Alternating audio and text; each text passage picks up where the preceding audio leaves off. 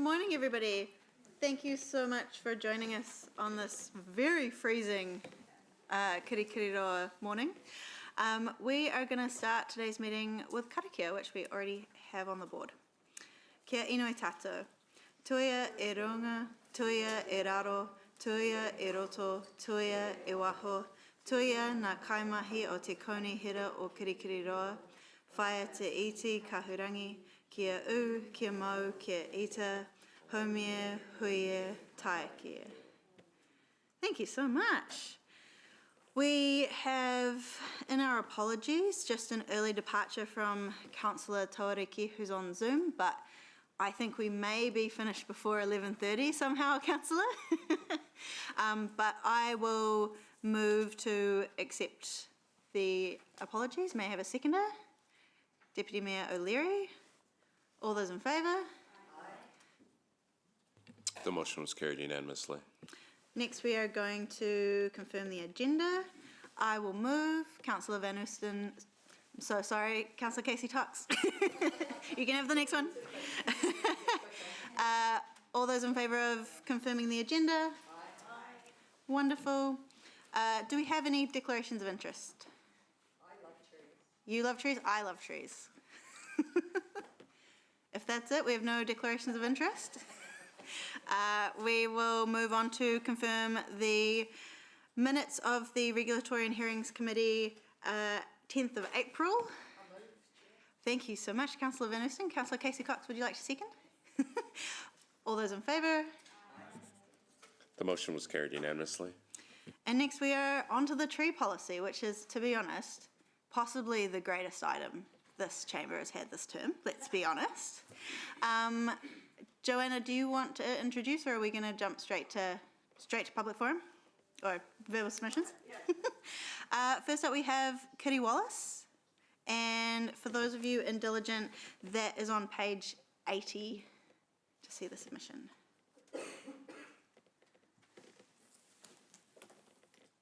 Kitty? You've done this before. Yes, I have. You know you get 5 minutes. Yes. Someone will be giving you a bell. Yes, thank you. Happy for me to start now? Yeah. Okay. Tēnā koutou katoa, councillors. Thank you for allowing me to speak this morning. And I know that my written submission was quite brief, so I will try to make up for it here, but staying within time.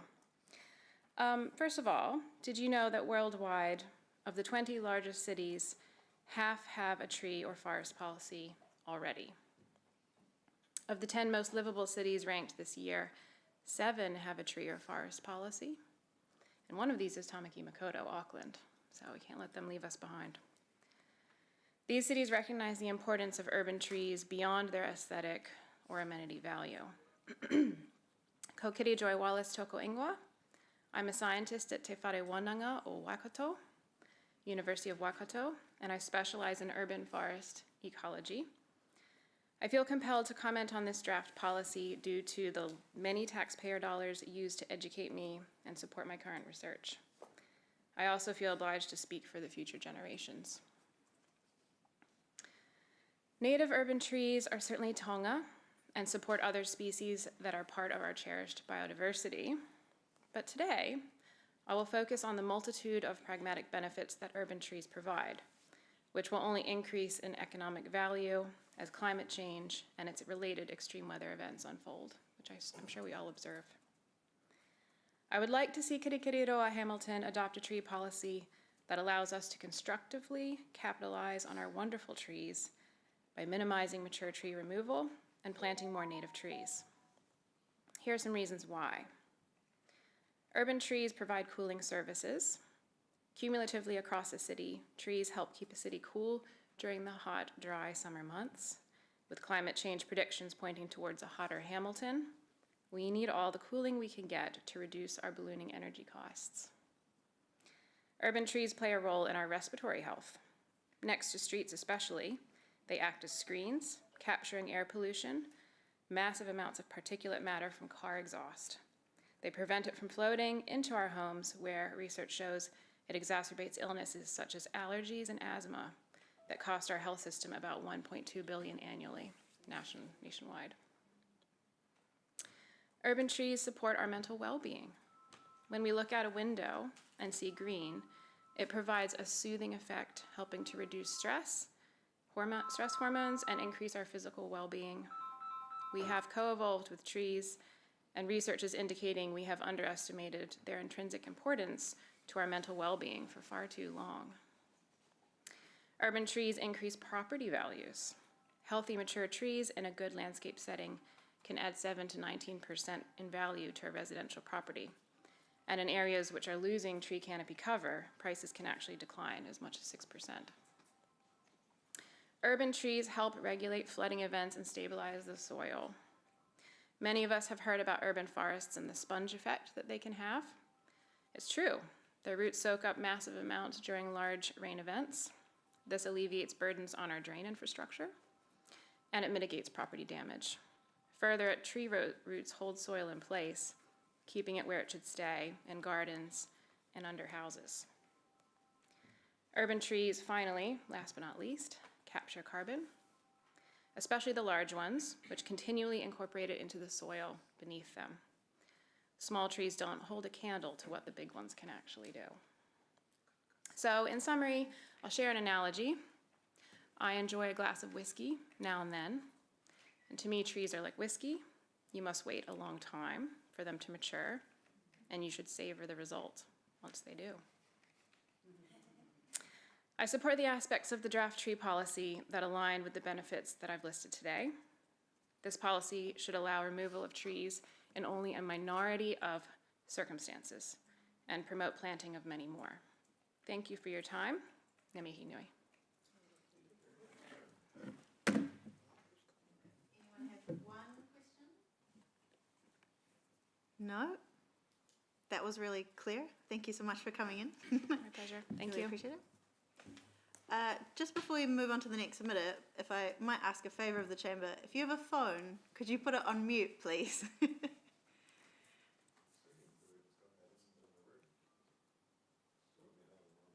Yeah.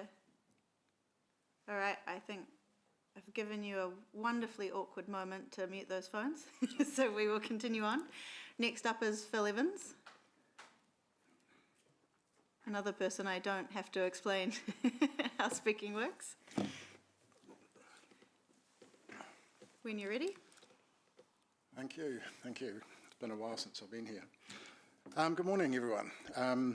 I support the tree policy for quite a number of reasons, but there's two that I'm going to mention today.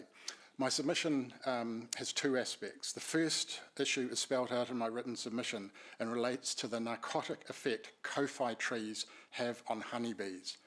As a beekeeper of many years, the health and well-being of my bees is paramount. I'm asking that kowhai trees be removed from the Council's tree planting policy, and I'd also like the Council to remove existing trees throughout the city whenever that is possible. My submission spells out clearly that the nectar from kowhai trees is toxic to bees, causing narcosis, which is a state of stupor, drowsiness, or unconsciousness produced by drugs. But in this case, the nectar of kowhai flowers has the same narcotic effect on bees. The narcosis that bees suffer means they cannot find their way back to the hive, which weakens the hive. Cold weather, typical in late winter and early spring build-up of hives, increases the chance of the death of bees. My submission contains more evidence of this, as does basic Google searches of kowhai nectar and honeybees. While Council cannot stop homeowners from planting these trees, it can play a part in helping protect the 1,500 or so beehives across the city by removing kowhai from its planting schedule and replacing already planted kowhai trees around the city. The second part of my second issue is one I forgot to mention in my written submission, but relates to the maintenance of trees along Hamilton's off-road bike paths and shared paths. Many of you will know that this is a particularly frustrating issue for cyclists. Maintaining the trees along these paths has been very patchy, to say the least. In many locations, trees are only pruned back in late summer, leaving them to grow out into the paths all through the spring and summer months, when growth is highest and the paths see the greatest number of walkers and riders. Not only are the trees to the side of the path not cleared back often enough, it is more common for workers to not bother looking up and pruning the overhanging branches. People on bikes are higher up than walkers, and overhanging branches become a safety hazard, particularly in wet weather when the branches are heavier with water, and they hang much lower. It's frustrating to have to keep asking for paths to be kept clear. Overgrown paths are not welcoming. Cleared and tidy paths are welcoming and safer to ride along. I'm not sure if this policy deals with smaller plants, but I also want Council to include a policy of never planting any flax plants within 3 metres of a path edge. Surely those who design plantings along paths know that flaxes are very large and with very long seed pod branches. They are not appropriate where people walk or bike. Even planting trees close to path edges is counterintuitive. It seems they are planted for aesthetics and not practicality. A 3 metre wide shared path should always be maintained at 3 metres. Why are large plants and trees planted so close as to require regular pruning? Those responsible for planting should know the fully grown size of plants and trees and should therefore know you don't plant big trees at a path edge. Have a look at the flax plantings along Padoa Boulevard. There are far too many huge flax plants that block the paths and block sight lines into side streets. Wairere Drive is another good example of what not to do. Hopefully this tree policy will put an end to the planting of kowhai trees and the wrong plants and trees being planted along our shared paths, shared biking and walking paths. Thank you. We've got a minute left. Yeah. Obviously, you're aware of the significant initiative to plant kowhai trees to help attract tuis and other birds, and it's underpinned a significant biodiversity strategy. Yep. So your evidence is you'd like us to pull them all out and no longer do that to protect your bees? My preference is that they're to be pulled out. I know that's not going to be practical. I understand that, and I do understand. And even in my written submission, it does acknowledge how the kowhai trees attract other birds, insects, and that sort of thing, including tuis. So I do recognise that. But it also has this, and I'm not sure if anyone knows that, or not many people know about the narcotic effect on bees and how damaging they are to beehives. So that's I just wanted to put that in there. And there are plenty of other plants and trees that can be put in their place. I'm sure that kowhai, they don't need to be everywhere. So that's just, I'm just making that point. So to remove any ambiguity, you're not saying pull the ones that we've already planted out? I would like that to happen, but I know it's not practical. Okay. So I acknowledge that. But to stop planting any more in the future would be a recommendation that I'd put forward. Cool. Thank you very much, Phil. Yeah. Thanks, Phil. Right. That was really clear. Cool. Thank you. Next we have Margaret Evans and Caroline Steamson.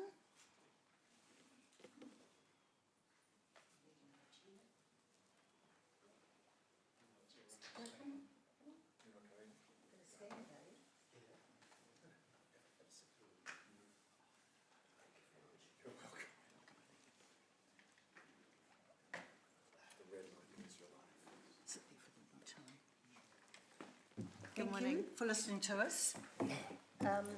Before I introduce everybody, I want to say you've already heard everything that probably we were going to say in terms of ecology and the importance of trees. But here you've got a voice from the community. This is Caroline Steamson. And here you've got probably one of the most well-known New Zealand horticulturists, Bill Ward. And I'm just going to say about Bill, he hasn't time today to ask him all the questions you probably need to, but take it he is available as a consultant without fee if you wish to bring him into a meeting and ask him whatever questions you want. So Caroline, we're going to start with you. Thank you. Good morning, everybody. Now, a long time ago, long before most of you were born, I came with my mother through Hamilton on my way to somewhere else, because Hamilton was on the way to somewhere else. 10 years later, I told her I was going to move to Hamilton to live. "Oh, that town with the lovely trees," she said. And that is the memory I have of Hamilton, as did many people who passed through on their way to somewhere else. Sadly, in the last, 3-4 decades, we have had the great Hamilton Chainsaw Massacre, where beautiful established trees have either been felled or amputated. Not a good look. You all know what it looks like. So again, treasure the things that give this city heart and soul and beauty and loveliness. Of your charity, please do so. Thank you. Thank you, Caroline. I've lived in Hamilton most of my life, over 60-odd years. And the changes that have occurred of recent years has been with the lack of local staff or downers taking contractual work, whereas when the university was first built, the contractors would have with their gravelly, which was the old method of, would have a bag and have the tools to do plant suckers being removed before they became a small stock development. More recently, the infill housing has put concrete pads everywhere with very little thought to even an edible plant, whether it be a lemon or a grapefruit or feijoa, that could be the first plant on a section. And some of you, or you're all far too young, but when the development of... You're only just younger than us. No, quite a bit younger. When the first of the state housing was done in Hamilton, every one of those quarter-acre sections had a fruit tree planted on it. Now we have social housing which has little to no room. The concrete pads, the quarter acre used to take the rain and disperse and nurture. Now we're like a racetrack, really, you know, like a road. So that's great. That's great. That's what you need to be looking at in placement of trees around neighbourhoods. In Enfield Street in Norton, they cut out, removed, should I say, cherries that were in bud last season, and then in October this year, they planted 3-metre high totras individually and Kaikatea, of which out of the 40 so that were planted, allowing for both sides of the road, on a 1.2 metre berm is ridiculous. 2 metre totras to buy in from Blackwood Nurseries, for instance, in Auckland, which is a main supplier, are $800 each. They've now been removed because they've died. And that is what I see as wrong plant in the wrong place. I'm going to summarise because of the time. If you all turn to page... Madam Chair, sorry to interrupt you, Margaret.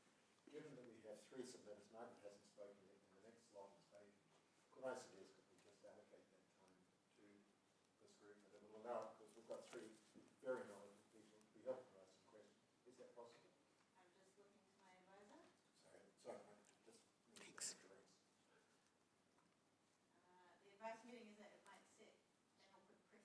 I'll be very quick. If you refer to page 183, you will see our entire submission. I can summarise that in 3 principal points.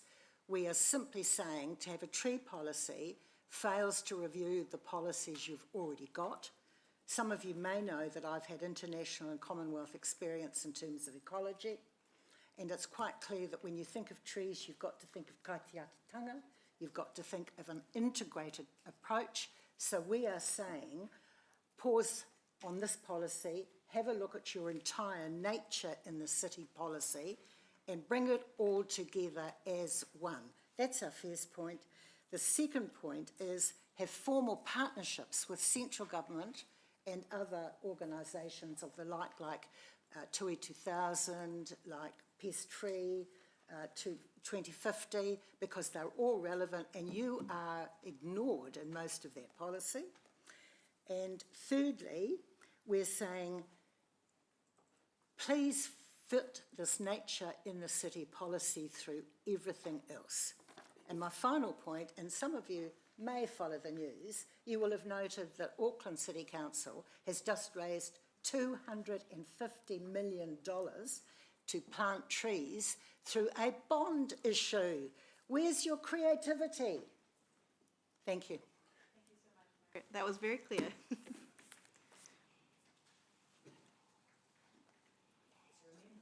He's free and available. Yes.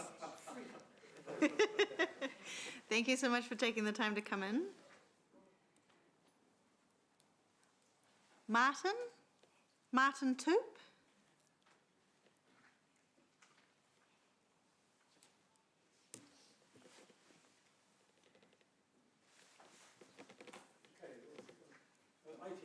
I'm decaying and my ears are not too good and I have to watch my eyesight. That's okay. You've got 5 minutes. 5 minutes? And there'll be a very loud bell at the Okay. end of the 5. Yeah, I've got 5 minutes. Well, I did produce something and I'll let you to it when I've finished. I'm actually astounded that people do not realise that when we're talking about emissions all the time, we're talking about emissions non-stop, but we've got to talk about the vegetation. We've got to plant trees in Hamilton City on a big scale because the temperatures are going to go up. Okay? The food that we need has to change. And we're in an emergency crisis situation. It's beginning to be mentioned now. So all of the tree policy must be aimed at climate change and the crisis. Hopefully it'll be, we'll overcome the crisis and we'll change things in a big way. But you've just got to look at the cars. Go along Te Rapa Road. Go past the Harley Davidson shop there, and it's a sea of cars, a sea of cars. Planting trees then, tree policy. How about Manehi Street, which is off of the Gordonson Road. And it's all intensive building, intensive housing on either side of the road. You're looking at each other. A green strip for each side as you go down. And the cars all park on the green strip. That's where we're at. The other one is Te Manatu Drive, Rototuna. Here's a street that's been there for some time with housing, and there's no grass around them, and there's hardly any trees around. You've got to spend money on planting trees in every possible situation as fast as possible. I came in here with 3 long twigs about this high from my apple tree.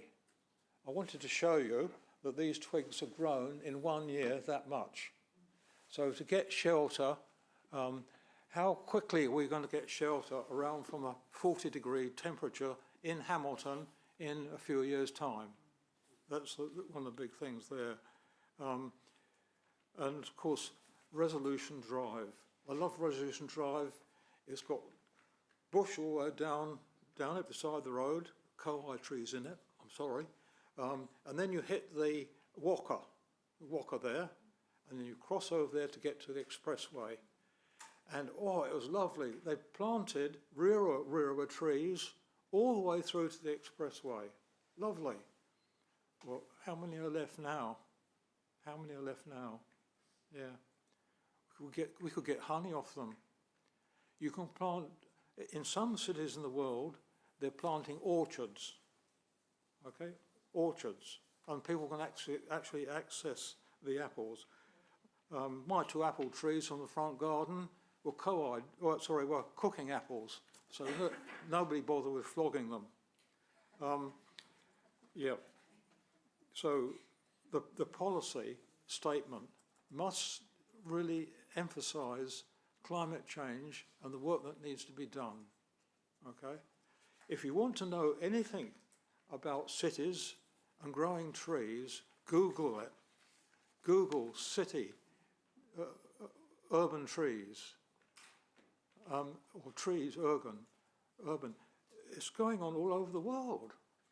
You know, in the big cities everywhere, they're planting trees more.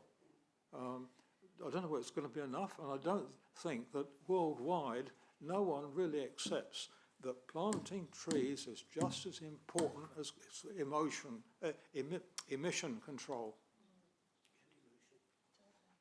That's all I need to say. If you do get time to read what I've written down here, it might help a wee bit. It's not very good, but still, yeah. You're done? Yeah, I'm done. Wonderful. We've got 5 seconds, but you've timed it really well. Thank you for coming in. It was a very clear submission. Yeah, okay. Yeah. Thank you. Thank you. Now, we have Selwyn June next.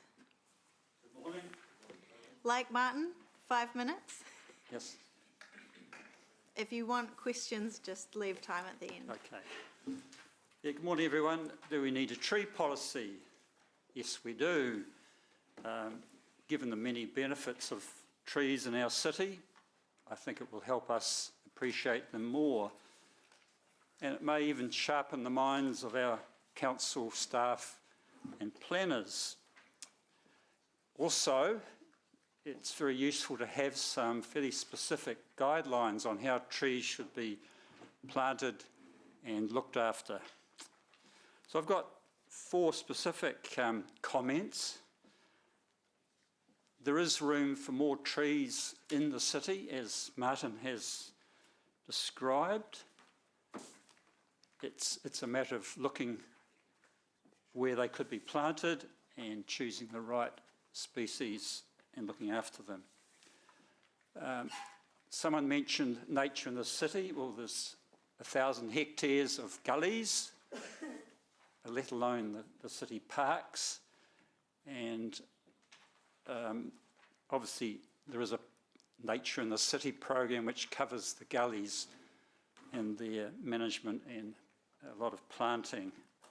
So that's something that is not referred to in this policy and should be, Nature in the City. A very large council program. Many city trees, many street trees are planted without proper site preparation and follow-up care. So you can see a lot of places where councils planted trees and they die. So it's a matter of proper site preparation and follow-up looking after them. I wonder there whether residents could be more involved in that aftercare, especially the watering. In the gullies, council plants many thousands of trees every year, but it seems to be a plant and leave policy, so they're not looked after, they're not weeded, and a lot of them die. Volunteers, on the other hand, are involved, properly committed, and they do the follow-up weeding that ensures survival. So that's really a waste of effort and money on council's part. And my fourth point would be that I'd like to point out there are many dangerous trees on council reserves. We live next to Fitzroy Park, and there are large blackwood trees planted there many years ago. One has fallen on a house, destroyed part of the house. The family was standing on the lawn a few hours beforehand. They could have been killed. One of those trees has fallen on a car park in the park. Fortunately, it fell between two cars. Another very large tree has fallen on the edge of the playing fields where people walk. Could have killed someone easily. So what happens to those trees? They're obviously a risk to health and safety. And I think in the policy, the policy mentions maintenance, pruning and maintenance. It only refers to street trees. And obviously, as I've just explained, it should refer to trees in the council's parks and reserves. I think that's my main points. So I support this tree policy as it's presented, and I think with a few more amendments, it will be very useful. Thank you. Wonderful. Councillor Mackinder. Thank you, Madam Chair. Sohan, could I just begin by thanking you publicly and your wife for the wonderfully generous endowment policy that you established a few years ago to promote ecological enhancement, biodiversity, predator control and so forth. I know a lot of groups are already benefiting from it, and we're all very grateful. We had a very interesting presentation earlier from Phil Evans, and I must admit I was previously unaware of the comments that he was raising about kowhai trees. Do you have a view, because I'd never heard that they were toxic, and I think we need to listen to that sort of evidence, do you have a view on whether we've got to make quite a few adjustments in the choices of trees that we are planting in major parts of the city? I've heard what you've said. Sorry, I've said too much. I'm interested in your views on that sort of topic. Well, in terms of the gullies, I think it's important that we plant trees that are ecologically appropriate. So in other words, they are local trees naturally. Kowhai, of course, is a very important component of the natural forests that were once in the city. And then as far as street trees go, obviously we've made a lot of mistakes in the past. I mean, our street in Fitzroy has Leditzias, honey locust trees, and they just continually raise the footpath. In fact, a lady was tripped over, broke her leg recently just across from us. So that's a case of the wrong tree in the wrong place. And that's happening a lot, you're right. Thank you. Sorry, my question was too long.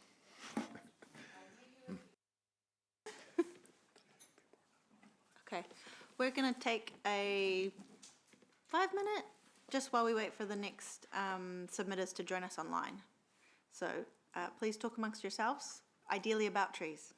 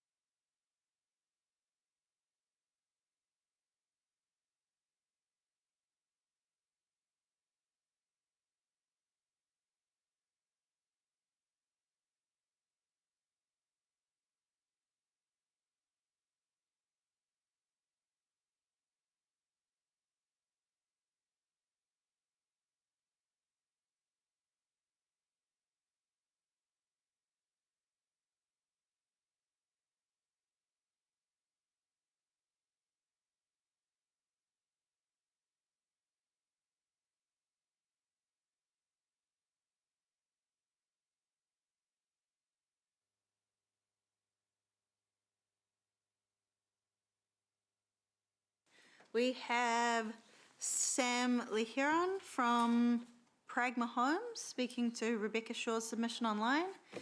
Sam, can you hear us? Can you see us?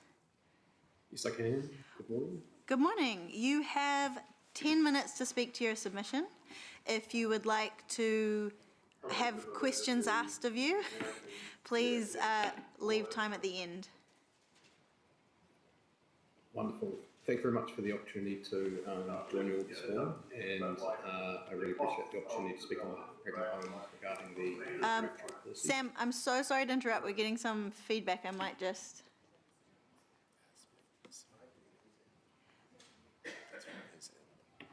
can I just get you to check your audio settings? Yep. Does that come across okay? Or? This sounds okay. This sounds all right. Oh, sorry. Can I just once again ask the public gallery to... I'm so sorry, Sam. The morning was going very smoothly before this. We might just restart your speaking time. Okay, and I think you're good to go. Okay. Good morning all, and councillors and members. Thanks so much for the opportunity to come here today and speak on behalf of Pragma Homes for the draft tree policy. I guess the purpose of today is to convey some of the kind of general intent of the draft tree policy and how we might see that rolling out in Hamilton. Just for everyone's awareness, I'm sure you've all seen and read the submission, but I just wanted to pull through a couple of highlights from Pragma's perspective. So Pragma's a proudly family-run and Waikato-focused property company. They've got a range of residential, commercial, industrial and other sector interests in the Waikato. The draft tree policy approach to street tree management raises several interests and concerns for Pragma, particularly around the clarity, cost and feasibility components of that, and particularly I guess how that is balanced with some of the growth aspirations of a Tier 1 local authority like Hamilton City. I guess we're broadly supportive of the enhancement and protection of Hamilton's urban tree canopy and the proposed requirements that come with that. I guess the challenge for Pragma is around how that's kind of balanced with some of the development aspirations and opportunities that come out as part of being a Tier 1 urban authority as well. I guess the key ones I want to kind of balance up in the policy is around the purpose in stage 3, where it talks about protecting trees which have a high amenity, botanical, ecological value, and to encourage wherever possible development practices that avoid damage to trees. So totally support that as a purpose and an intent. I guess my view would be that that's probably better placed within the district plan as part of a notable tree protection versus maybe something that's aspired as part of the draft tree policy. So using the protections that come with the district plan and notable tree provisions as part of that. This submission is, I guess, targeted around street trees primarily, being one of the main interfaces with residential development, in particular with where they're located and the ability to kind of provide infill or further intensification as part of sites being redeveloped. In terms of the current policy, we've asked a few questions in the submission around kind of clarity and guidance so that it can be better understood to make sure when it gets to implementation, I guess it's as easily digested, and I guess the intent of it is clearly understood. And I guess that's the part that we're still kind of working through. At the end of the day, we just want a policy for trees that I guess is well understood and enabling a balanced outcome for developers and people wanting to do business in Hamilton as well. I guess in terms of the specific ones I just wanted to highlight, in our submission we talked about section 12, which is around qualifying when tree planting is prioritised as practical.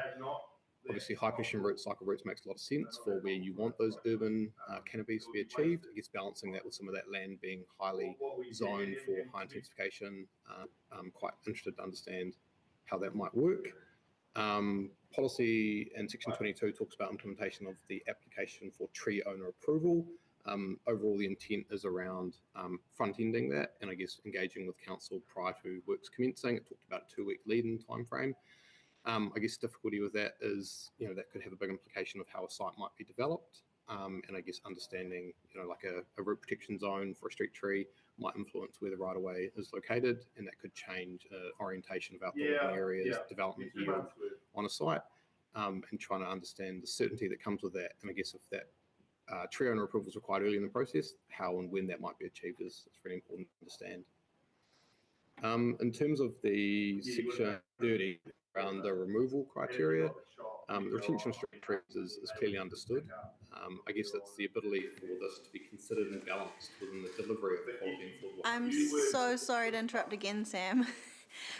We can hear quite a bit of talking in the background of yours, and it's just sort of a bit louder than you are somehow. Right, okay. I'll try and project my voice a little bit more, but unfortunately I'm in an office environment as well, so Yeah, I'm so I sorry. can probably try and move if that's helpful. Yeah, maybe. We can give you some extra time to relocate. Yeah, one moment.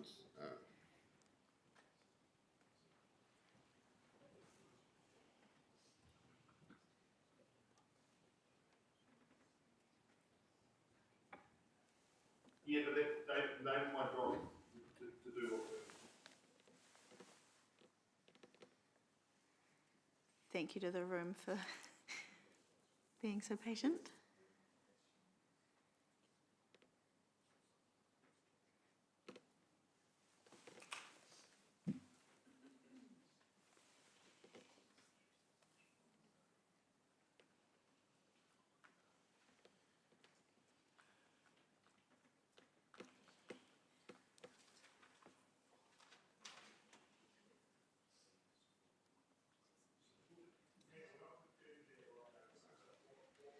Sam is... Hello again. How's that hearing now? Thank you so much. All right. No worries. Apologies for the background noise. Hopefully maybe my camera and microphone might be slightly different, but I'll carry on from where I was if that's okay. That's great. Cool, awesome. So I guess the policy 30, which was talking about tree removal criteria and just understanding the existing street trees is being clearly understood, but understanding the council's intent to not approve a tree where there's practical means for a canopy or tree retention is ambiguous when there's no criteria or explanation of what council considers to be practical. I guess this is kind of how that's balanced when we're thinking about a Tier 1 urban authority and some of the development aspirations that come with the zoning of the land that's adjacent to those street corridors. It's really important to be understood as part of maybe a refinement of that policy.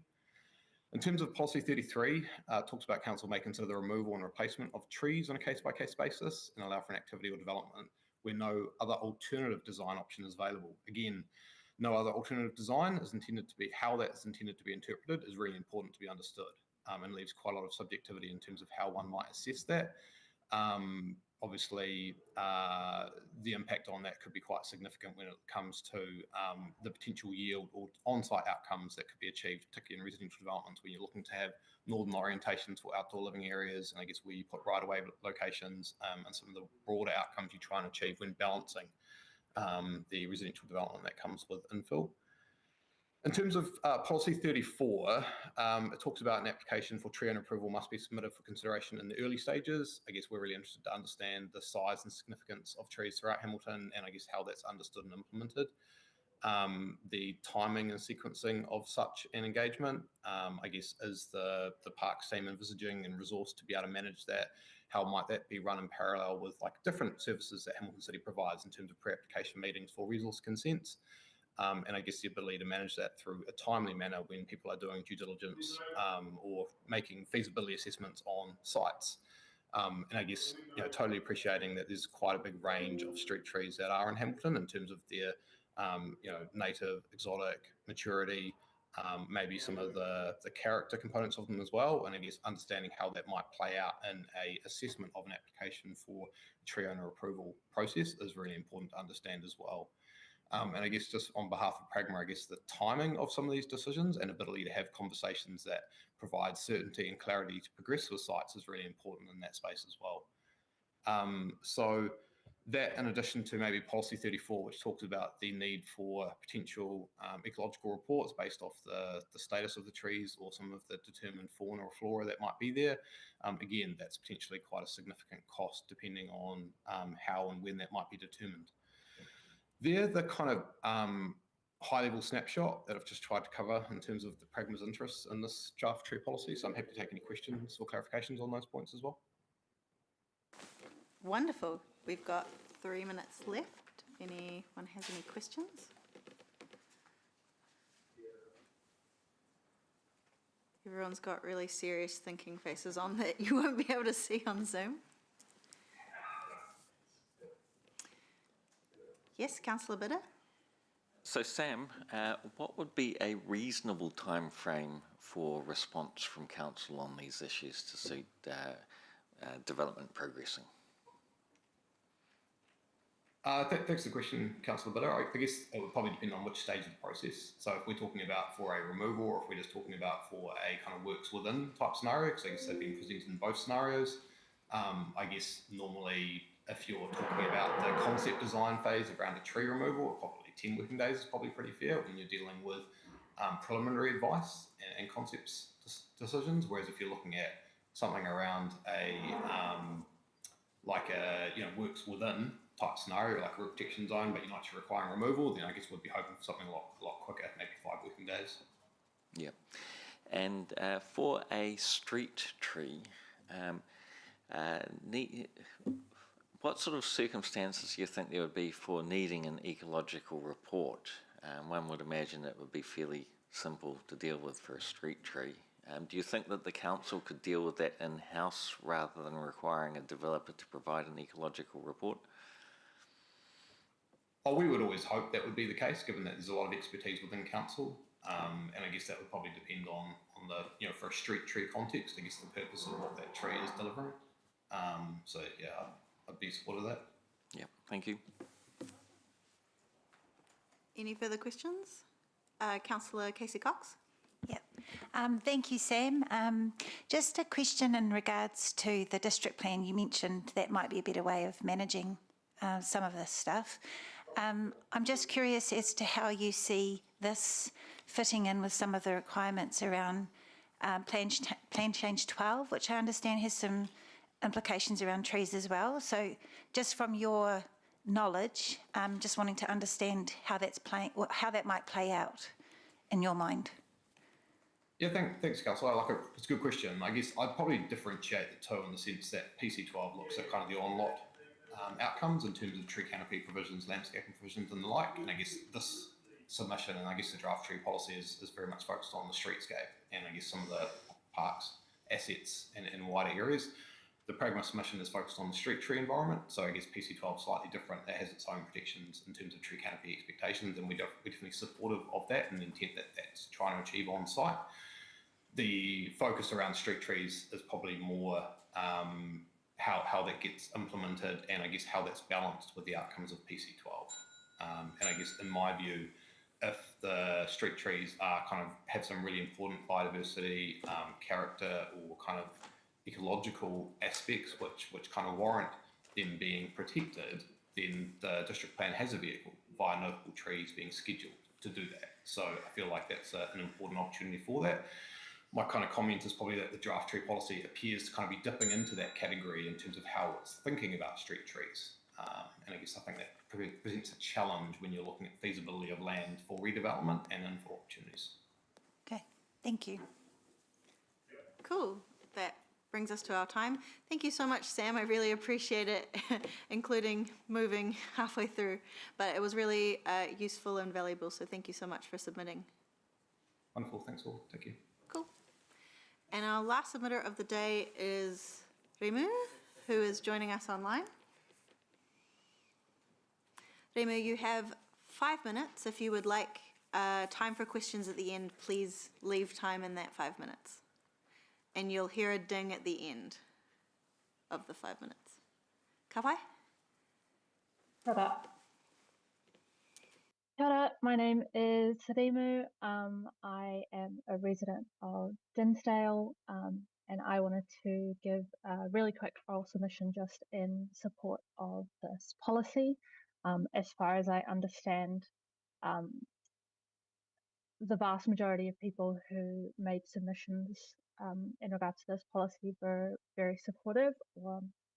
And having a quick read over the submissions last night, yeah, it definitely shows that a lot of people believe that the benefits of having a specific tree policy outweigh any sort of concerns that are in the minority outlined in the other submissions.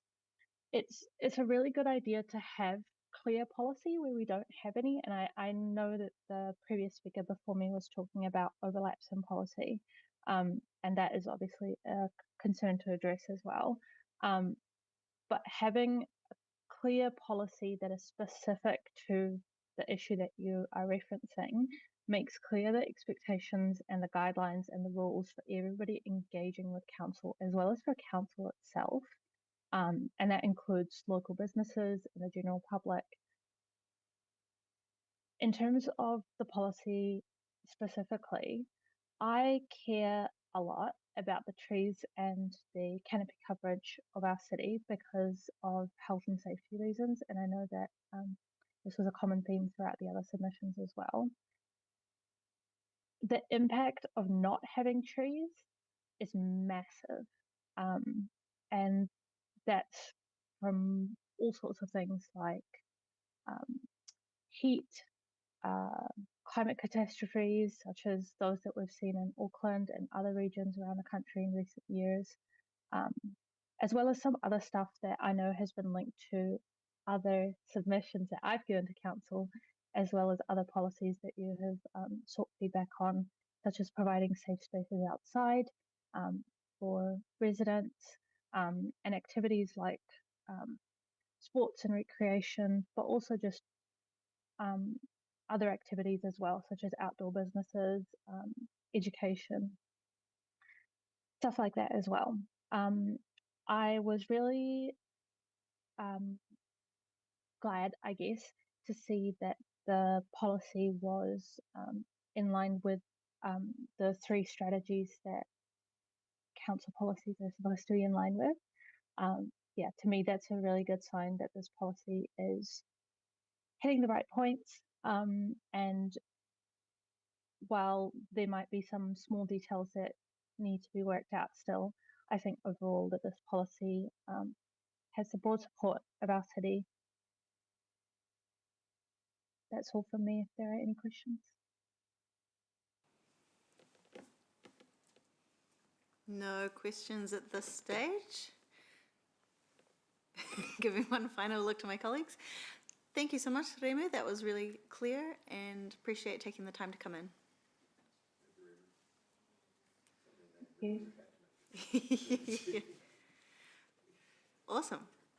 Well, then we are going to invite Joanna Van Warreven down to the submission desk. Is there anything you'd like to say? Any particular tree facts that we should know? Or Kia ora koutou. Well, the report's pretty brief, so I'll take it as read, but I would like to thank all those verbal and also written submitters who have enabled us to have this hearing today. So, yeah. Otherwise, I'll just take notes for the deliberations report. Unless there's any questions about the report, the hearing report. I'm waiting for the buzzers to go. Councillor McIndoe. On the query earlier about kowhai trees, because we heard some evidence suggesting that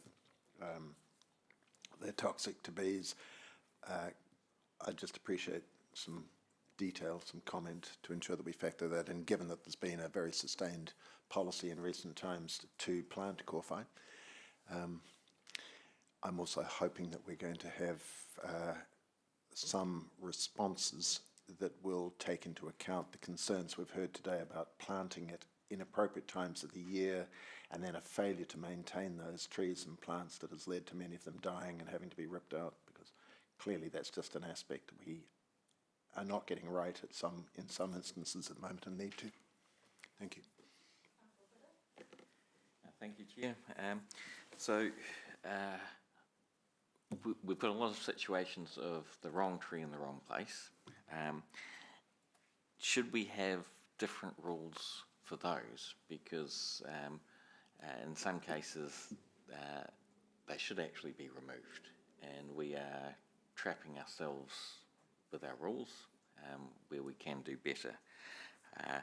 Then on paragraph 30, I'll just get to it, where council will not consider the removal of tree in the following circumstances. In some of these cases, the Property Law Act actually allows for the removal of trees, so it is a legal obligation, and we would be pushing the council into a legal fight. We need to have some flexibility. Maybe council will generally not consider the removal of trees for that. 33 and perhaps some of the others, having a time frame for council to respond gives some certainty and obligation. So like, 2 weeks to get a response. If it's open-ended, that can be a problem. And 33, Sorry, can I just yeah. clarify? So, because you said 2 weeks, but then you said open-ended. Sorry, were you right. saying that it was? So at the moment, it sort of appears open-ended because there isn't a time frame in there. I would like to have a time frame that we can get in.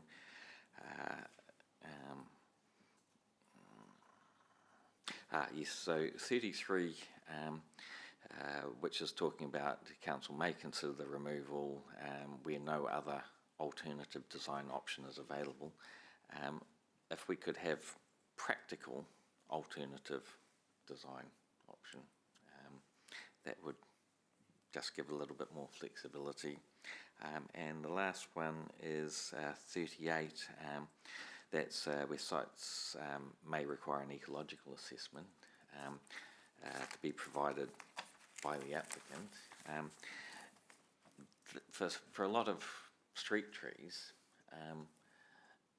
that should be able to be done in-house by council experts and save the cost of an ecological report. That's all. Wonderful. Deputy Mayor O'Leary. Thank you. Thank you, Chair, for a great hearing. Thank you, staff, for the report. I just got a few things that you may not have noted down that I'd like to see in the report. One is, I think, has already been captured around the impact on honeybees from kowhai trees. I'm sure you've got that one. There are a few submissions that talked about, and there was one this morning by Mr. Evans, talked about flax planting. I'd just like some commentary on NZTA's approach. I know that they are prolific fans of flax planting, particularly along state highways. So I'm a little bit concerned that that might be a conflict with our policy. So some comment, if you can, from NZTA. Can I just say that, so flax is not So it's not going to be included covered in this here? policy? No. Okay. Yeah. All right, maybe, okay, I'll pick that up somewhere else then. Several submitters, and it is noted in the report, said the policy wasn't specific enough. I do tend to agree in some spaces. I'm just wanting to know, hang on, where is it? Down there. In terms of, like, I understand the policy brings order and guidance to tree planting across the city, but I just wanted to understand what the operational response will be with this new policy and how that's different to what we've got now without a policy. So some real tangible examples of that. And then last request for information, several of the submissions raised concerns about existing trees in their neighbourhood, root damage. So did submitter this morning, a developer submitted leaves, all of those kinds of things. And again, there's no specific mechanisms in here, but also particularly for direct resident involvement as well. So I just want some comfort in understanding that the policy doesn't block out us if we're going into a suburb and we're replacing trees for whatever reason, that there are, we've got confidence that residents will be involved in that, as I know they have been in the past, but that's kind of missing from the policy. Does that make sense? I mean, it's a little bit more broader than consultation. I just kind of want it written in there. Okay. Or an explanation. Again, it might fit into my understanding the operational response of the policy, perhaps. yeah, that's all I had. Thank you, Madam Chair. That's all right. Councillor Huata? Could you please include on page 12 under the He Poumaoa Order Strategy, the Pillars of Wellbeing, just some more tangible examples on how you will measure mātauranga Māori and the positive benefits of having the different native plantings that you had. It's very generic, so just some extra specific examples. And reverse, it's good to hear about the information that the kōwhai trees affect bees negatively, but could we also have the positive effects of kōwhai's trees for bees and sustaining them?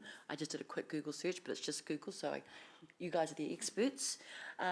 Also, just in regards to staff and the promises of maintenance to ensure that's kept on top of, I know that often staff are having to outsource the work to contractors. Do you have enough staff to be able to maintain and keep on top of what's being asked within the tree policy and what's being promised? And how will you engage community involvement, and which communities are you targeting? Thank you. Councillor Casey Cox? Thank you. Thank you for all the work involved in this.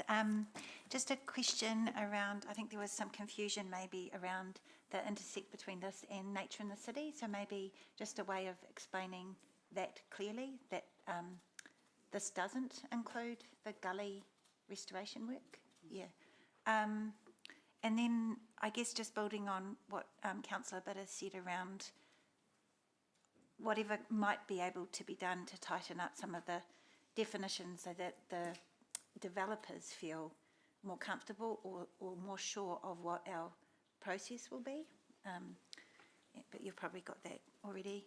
I think that was all. Yeah, thank you. Cool. Councillor Wilson? Yeah, thank you. I think the draft report's particularly good. I would find it more helpful just on page 241, where in a broad statement you say notable trees and SNAs are dealt with in the district plan without any further explanation. I think we miss an opportunity, and I wonder if you would consider putting in a paragraph or two explaining SNAs and explaining notable trees. Just to give context in this document, so people don't have to go looking somewhere else, because the operative district plan is more of a quasi-judicial tool we use to baffle just about everybody, where these policies should be quite straightforward. And my other comment was, nowhere in the policy do we start to turn our mind, that I can see, to what council's going to commit in terms of budget, right? Because there'll be a policy and we'll then have to do and fund something. Have you started to think about framing any of that? Yeah, I mean, that sort of aligns with a few other questions around maintenance, and so part of the deliberations, we can bring back some options, I suppose, or some costings too. In terms of the policy, because we're not necessarily, I mean, there's some nuances in that and how it's carved out, you know, so there's nothing that we could see directly in the policy that creates more cost for council necessarily, but we do understand that if you are going to have if we're going to turn our attention to that, which has been requested by a few councillors, then as a response we will look further into those areas. So to get some steering, would you say so, like a greater level of maintenance for paths, or is that what you're asking? So it would be helpful for us to... Two things. I'm just trying to make sure that the policy doesn't build an expectation that we haven't turned our mind to how we would fund Yeah. some of this. That's the first part, Yeah. right? I mean, I'm mindful that even with our SNAs and our notable trees that have an enduring obligation on council to maintain, we don't have funding for that either, right? Yeah. I'm just wanting a policy. If there's a policy, we can't pretend that it doesn't have a financial consequence. And I'm simply asking for an indication what that would be. So, yeah, which we can do for the report, for the deliberation support. So something around what the implications of. Yeah. Correct. I mean, we may all be happy to fund it, but can we have something? Yeah. That's it. Thank you, Councillor. Anyone else? Councillor Van Oosten? Thank you, Councillor Wilson, for raising those concerns about the funding of the maintenance. What would also be helpful, in my view, is to understand the funding that we have allocated already and how that is distributed across the city. Because I have no doubt that we do have funding in our budgets, and just being able to see it alongside of this proposed plan could be helpful. Thank you. Thanks, Chair. I just want to check in on Zoomland. Councillor Tauriki, I can see you there. I just wanted to check and see if you had any questions. If not, all good. You're muted, my friend. He's fine? Okay. I can't lip read when you're this small on my screen, but that's all good. No questions from me, Madam Chair. Wonderful. I have a couple. I just wanted some clarification in the hope that this could be answered now, just around shrubs and harakeke fit into a different policy, just simply outside of the tree policy? Do they live somewhere, like, where does our decisions around that sit? I don't think we have a shrub policy to my knowledge, but I could be wrong. I think we'll start with the trees and then go from there.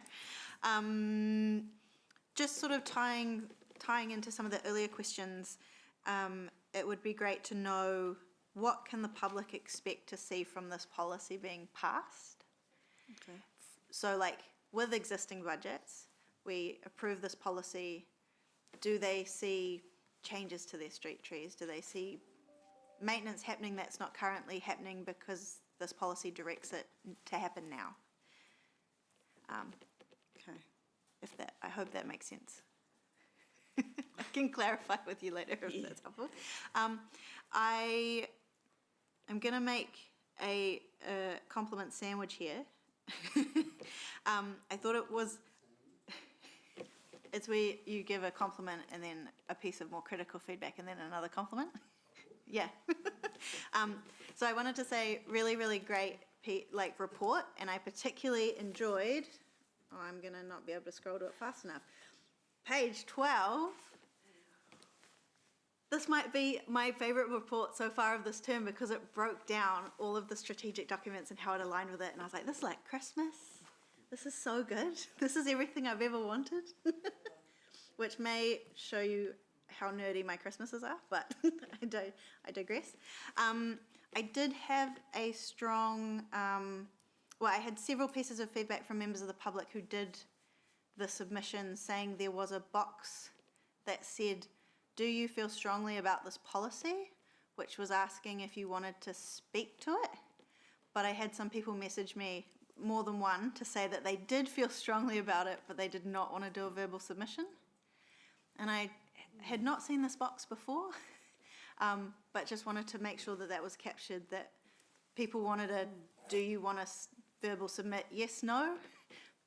Because they wanted to tick that I do feel strongly about it. but did not want to come speak to us.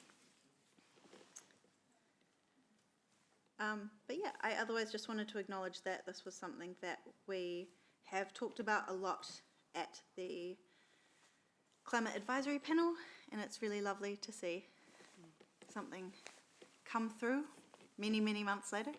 So yeah, no further questions or things you'd like to see in the deliberations report from my colleagues?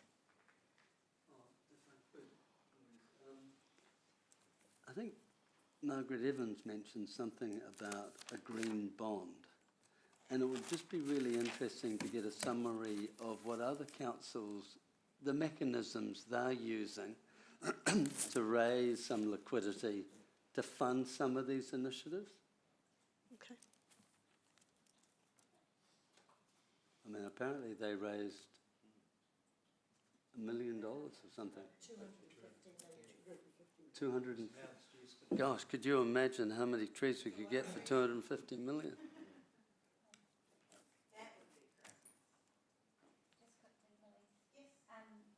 Those lines, just and thinking of the developers and their engagement with this policy, I guess the same thing, like other cities where that's happening well, if we could have any information on that, because yeah, that would be helpful. Thank you. Oh, well, sorry. No, just to clarify.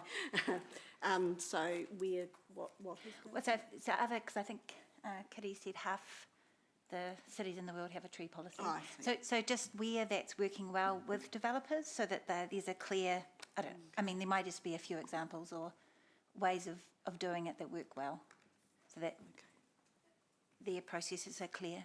Thank you. Great questions.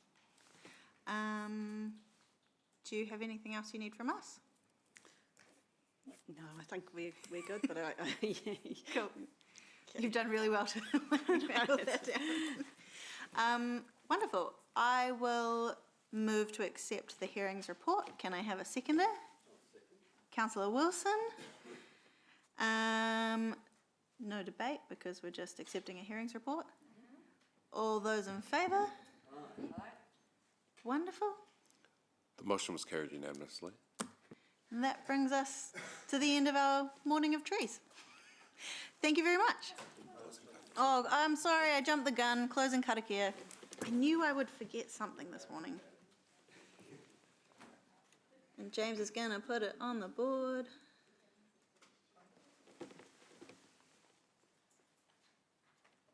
Scroll.